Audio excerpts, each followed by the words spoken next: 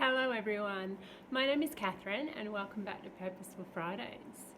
Well, it is less than 3 weeks to Christmas, and I guess my questions for you are you feeling the stress and the pressure and the craziness of Christmas or the festive season already?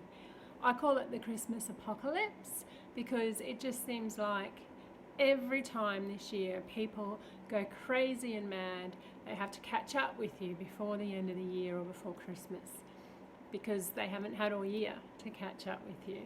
But it is a very busy and can be an extremely stressful time of year for many, many people, not only because of all of the events and things that happen towards the end of the year. If you've got children, you've got end of school celebrations and events.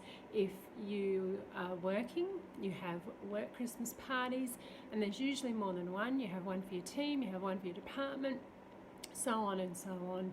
And then there's one for you and who you work for, and there's one for your partner. So it is an extremely busy time of year.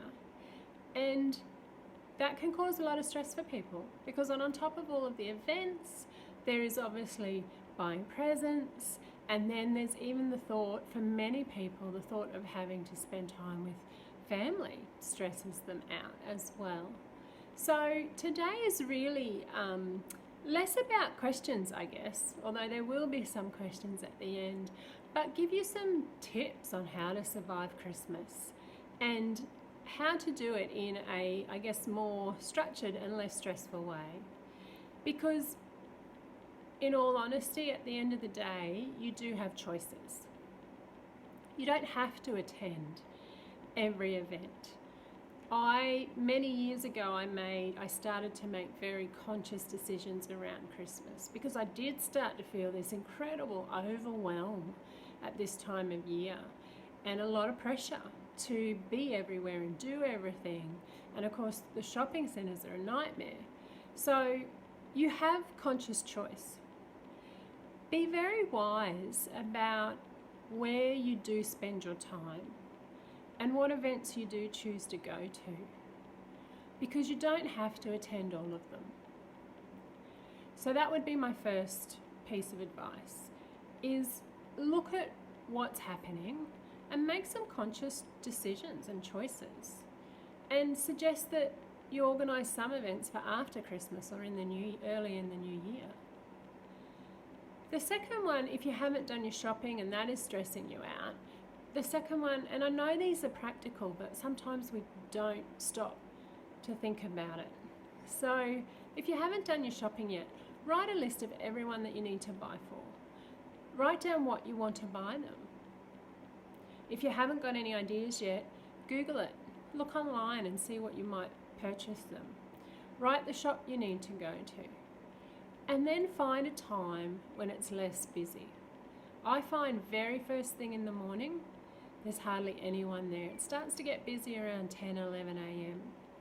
after people have woken up, had their brekkie and gotten in there. Or with the late night shopping, do it late. Do it at 9, 10 o'clock at night. It'll be far less stressful and far more calm.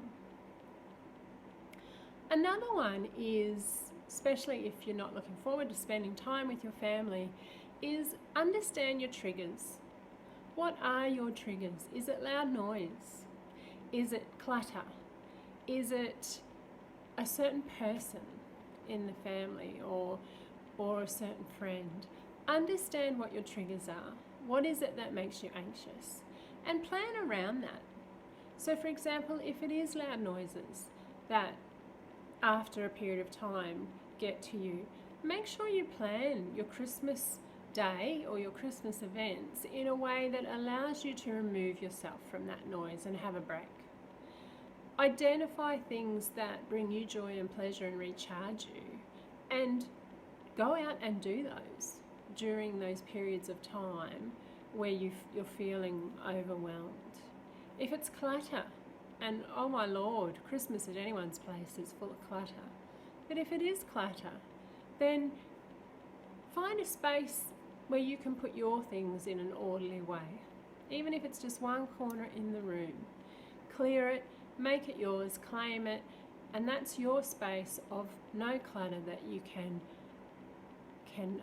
retreat to if you need to. But it is really important to understand what your triggers are and then plan for it.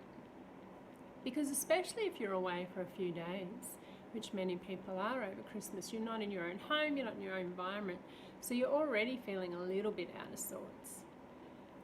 Find a space that you can make your own and claim it.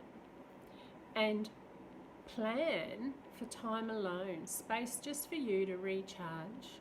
That way, when you are back in the environments that have those triggers for you, you're going to be in a better frame of mind.